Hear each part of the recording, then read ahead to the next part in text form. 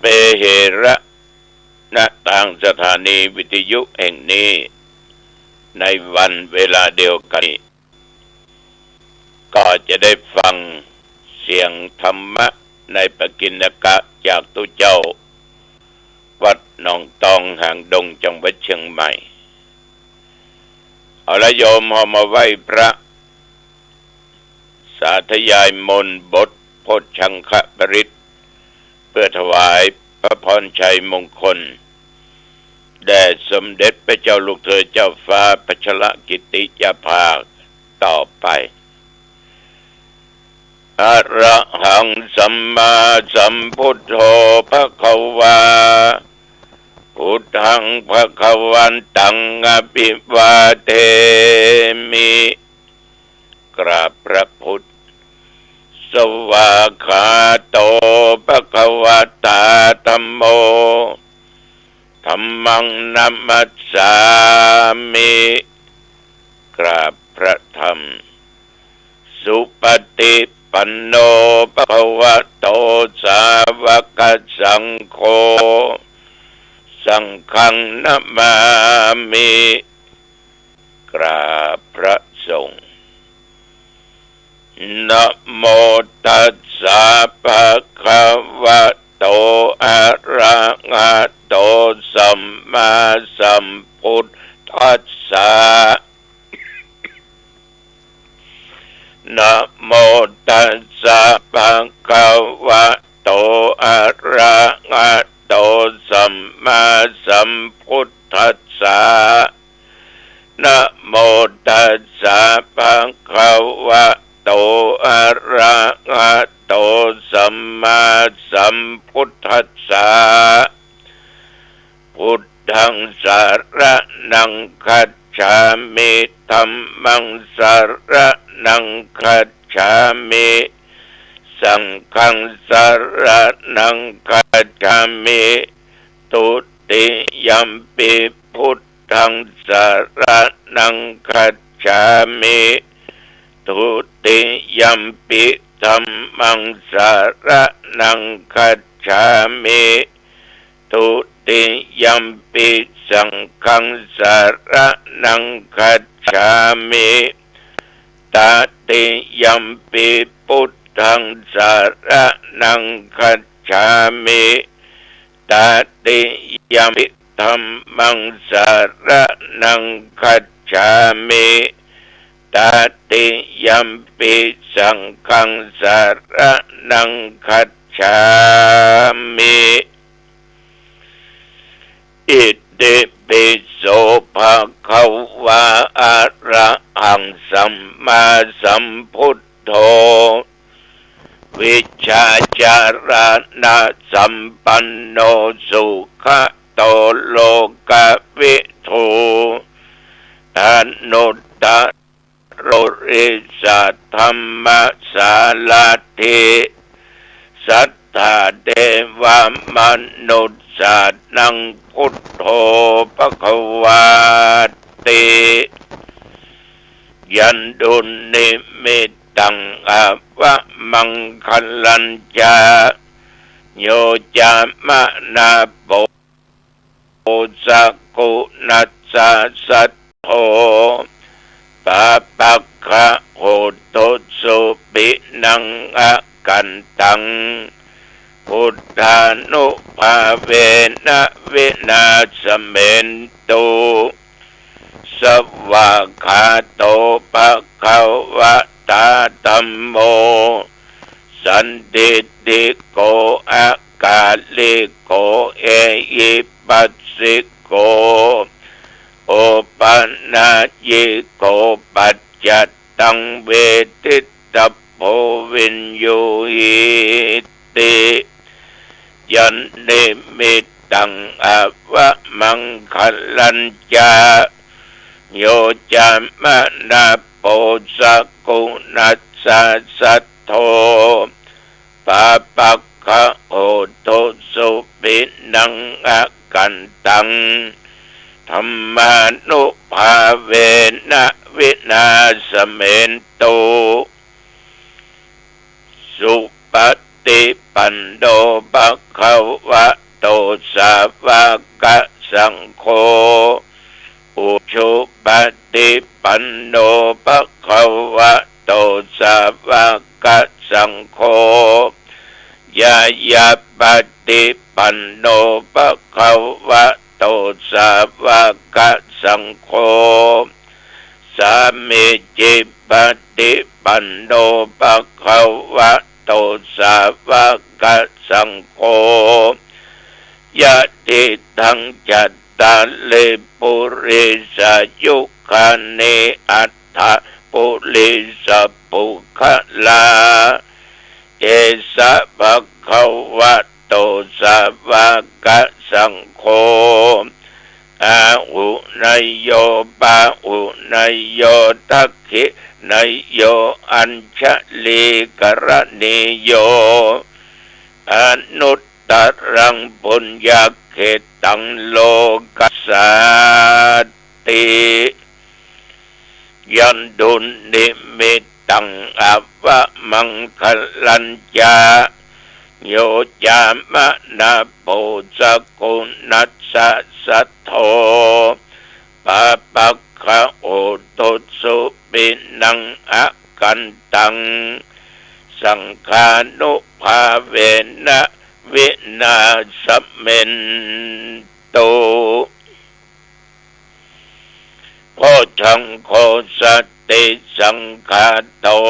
ธัมมานังวิจโยตถาวิริยัมปิติปัสสติโพชังคาจัตถาปะเรสัมมาทุเปกขโพชังคาสัตเตเตสัพพทัสสินา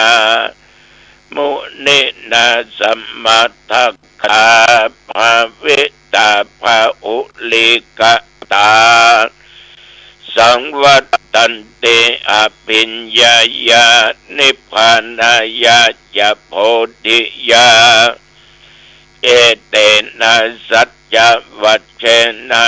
โสติเตโอตุสัพพทาเอกัสสมิงสัมมะเยนะโทโมคัลลานัญจกัสสปังคิลาเนตุกิเตติสวาโพชังเขสัตตะเทสัญเยเตจะตังอภินันติตวาโรคามุจจิงสุตังคะเนเอเตนะสัจจวัชเชนะโสติเตโอตุสัพพทาเอกทาธรรมราชาปิเขลัญเยนะปิปิริโตจุนดัตเทเรนะตัญเยวะพนาเปตตวานะสาทัลลังสัมโมติตวาจะอาปาทาตัมอาพุทธาสิทานะโสเอเตนะสัจจวัชเชนะโสติเตโอตุสัพพทาปะเยนะเตจะอาปัฏฐาตินนันนัมปิมะเหสินังมัคคะอัตตะกิเลสาวะปัตตานุปติธัมมะตังเอเตนะสัจจวัชเชนะโสติเตโอตุสัพพทาภวตุสัพพมังคลังรักขันตุสัพพเทวตาสัพพพุทธานุภาเวนะสัทธาโสติภวันตุเตภวตุสัพพมังคลังรักขันตุสัพพเทวตาสัพพธัมมานุภาเวนะสัทธาโสติภวันตุเตภวตุสัพพ พะมังคะลังรักขันตุสัพพเทวตาสัพพสังฆานุภาเวนะสัทธาโสติภวันตุเตด้วยบทพุทธานุภาพธรรมานุภาพสังฆานุภาพบทสาธยายมนต์พชังคะปริตอันศักดิ์สิทธิ์และจิตที่ตั้งมั่นเป็นสมาธิอัตมภาพขอถวายพระพรชัยมงคลแด่สมเด็จพระเจ้าลูกเธอเจ้าฟ้าพัชรกิตติยาภาขอให้พระองค์จงทรงหายจากอาการพระประชวรมีพระสุขภาพปรมัยอันแข็งแรงดุจดั้งเดิมและทรงมีพระชนมายุยิ่งยืนนาน120 พรรษายิ่งขึ้นไปขอถวายพระพร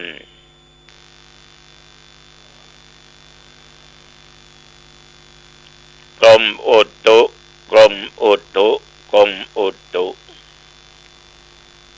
ได้ประกาศบอกไปว่าขณะนี้อุณหภูมิกำลังต่ำลง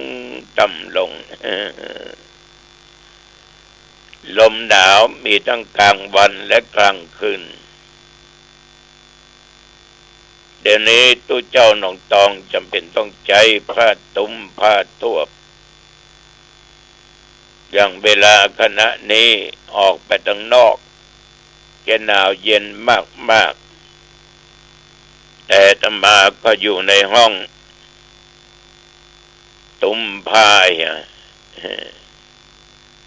แล้วก็ได้นั่งบรรยายธรรมะคือแก่ญาติแก่โยมได้ฟังถามว่าหนาวก็ในห้องก็ตอบว่ามีนิดหน่อยแต่ทนได้การทำงานนั้นจะบ่มีวันพัดผ่อนว่าหนาวนักไม่ทำร้อนนักไม่เอาถ้าพัดวันอย่างนี้เอาร้อนเอาหนาวมาเป็นหลักก็จะมาได้สร้างอนาคตมาได้ทำงานคือแก่ตัวเองนับตั้งแต่ทวารมาจนถึงปัจจุบันประเดี๋ยวนี้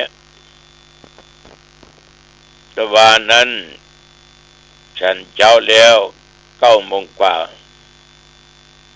ก็ไปวัดพฤกษราป่าเป้าเก็บอัฐิคือกระดูกของท่านครูบาบุญปั่นปัญญาวโรมีการสวดบาติกาบังสกุลเจริญพุทธมนต์ตั้งเฮาบอกว่าสังฆาหะเพื่อเป็นบังกละเป็นมงคลต่อผู้อยู่ผู้ไปก็ได้รับส่วนบุญส่วนกุศลก็มีตุเจ้า10 ตนถึงอัตมภาพหลวงพ่อดงดีตาทองดีวัดพุทธราเบียตนก็ออกไม่ออกญาติโยมแต่ว่าก็มีญาติโยมศรัทธาญาติพี่น้องไปร่วมมากพอสมควรหลังจากศีลหรือปอนสวดกันจบเรียบร้อยก็ไปนั่งฉันเข้ากันเพิ่นก็จัดทำอาหารเลี้ยงเพลพระเมื่อตะวันว่าก็เป็นอันเสร็จพิธีกรรมพิธีการต่างๆกลับมาวัดก็เลยลวดไปตลาดมันจะมีโอกาสนะไปซื้อรถจักรยานรถถีบที่ร้านจังหวัดกระปูนแมะนะซื้อมา3 กัน เอามาขอจับฉลากส่งท้ายปีเก่าต้อนรับปีใหม่ก็มีโยมติ๋มได้มอบผ้าตัวผ้าห่มตุ้มก็ได้ผ้านี้หันมันน้อยมันบางแต่อุ่นบางคือ30 ผืนแล้วก็จะเอาผ้านวมอีก10 ผืนนอกนั้นคงจะเป็นไข่เป็นข้าวสารเป็นกระติกน้ำร้อนน้ำเย็นอย่างนั้นจะเอาแจกเอาจ่ายวันที่สวดมนต์ข้ามปีคือคืนของวันที่31 ธันวาคมพุทธศักราช2567จนถึงวันที่1เดือนมกราคมพุทธศักราช2568เจริญจิตภาวนาเสร็จแล้วก็จะจับฉลากเหมือนกับทุกปีก็มีพี่น้องญาติโยมนอกจากสถาวัดหนองตองก็มีหลายบ้านหลายจองเหนือใต้ตกออกทั้งสารปีเมืองละปูนสันปะตองอ่างดงบางท่านบางคนก็มาร่วมกันคนจะมาวัดนี่แม้11 โมงเมื่อคืนบุญนะแม้5 ทุ่มบุญฉะนั้นญาติโยมสวดมนต์ข้ามปีก็มีเป็นประจำทุกๆปีปีนี้เจ้าพระคุณสมเด็จพระริยวงศาคตญาณสมเด็จพระสังฆราชพระองค์ได้ทรงมีเมตตามอบน้ำพุทธมนต์ไฟพระฤกษ์เพื่อแก่คณะสงฆ์เพื่อเอาไปจุดเอาไปเป็นน้ำมนต์ในคืนของวันที่31บ่ายจนถึงวันที่1 มกราคม 2568มาถึงวัดแล้วก็ออกไปเยี่ยมที่เขาสร้างเขาแปลงเวชกุฎีผ่านไปละประมาณ 60% ก็เหลือน้อยเดียว40เสร็จเรียบร้อยกุฎเวชกุฎีนี้เจ้าภาพก็น้องเอิร์ธและพ่อสมศรีชยามีโยมสมศักดิ์วรางกุลทำน้องคือลูกเต้าของคุณสมศักดิ์น้องสุนก็คิดจะสร้างอีกหลายหลังอยู่รอเจ้าภาพก่อนเนาะ อันนี้ตะวันนั้นอุณหภูมิ33ปัจจุบันที่นั่งอยู่นี่17 องศาบ่มีรายงานฝนตกลมนั้นก็มีตามปกติลมหนาวญาติโยมท่านผู้ฟังทั้งหลายต่อไปนี้จะฝากข้อคิดกับญาติกับโยม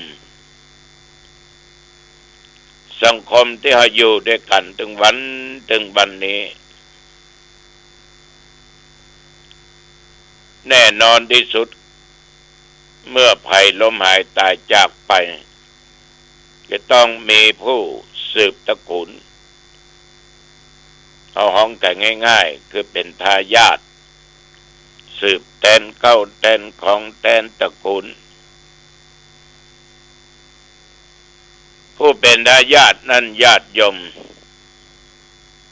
นอกจากเป็นคนที่รับทรัพย์มรดกจากวงตระกูลมารักษาสืบต่อไปแล้วเมื่อพ่อแม่ได้จากโลกนี้สู่โลกหน้าหรือผู้มีพระคุณที่เป็นมอบหมายให้เอาในฐานะเป็นผู้รับเอาหน้าที่ จะต้องเป็นคนมีคุณธรรมเป็นคนที่มีศีล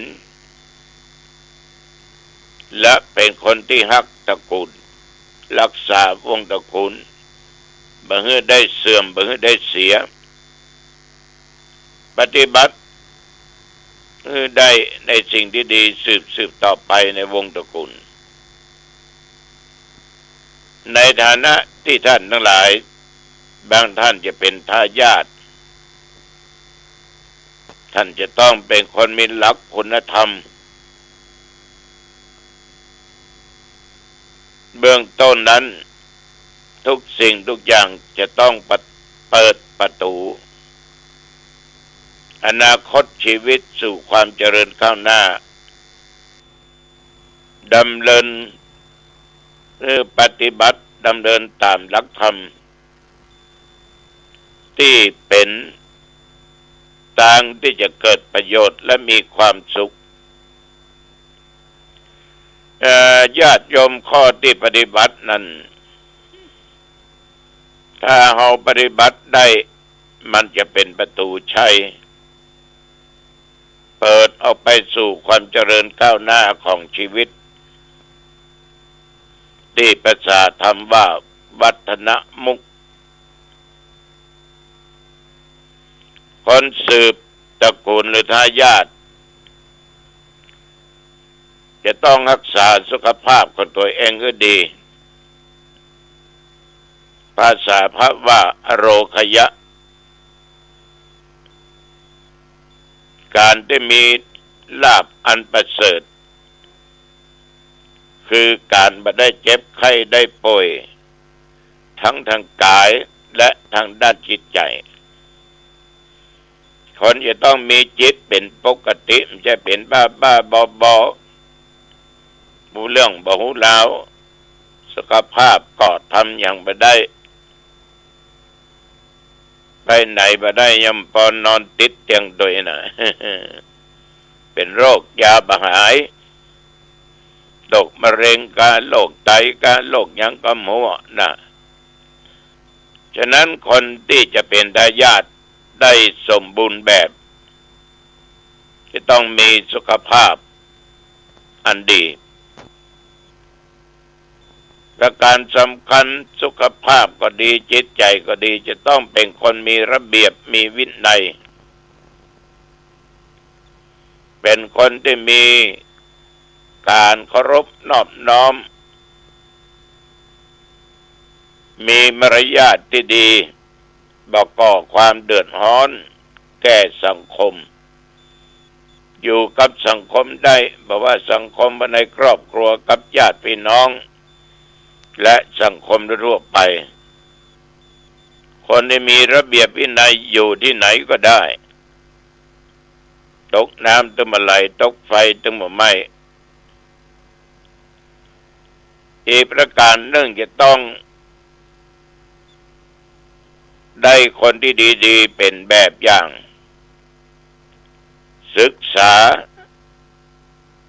เอามาเป็นแบบอย่างเช่นแบบอย่างของมหาบุรุษคือพุทธเจ้าตั้งใจเรียนให้รู้จริงเล่าเรียนค้นคว้าใฝ่หาความรู้ต่างๆอย่างเชี่ยวชาญญาติโยมสามารถแก้ปัญหาเฉพาะหน้าได้ภาษาพระว่าสุตะตั้งใจเรียนตั้งใจฟังศึกษาอย่างท่องแท้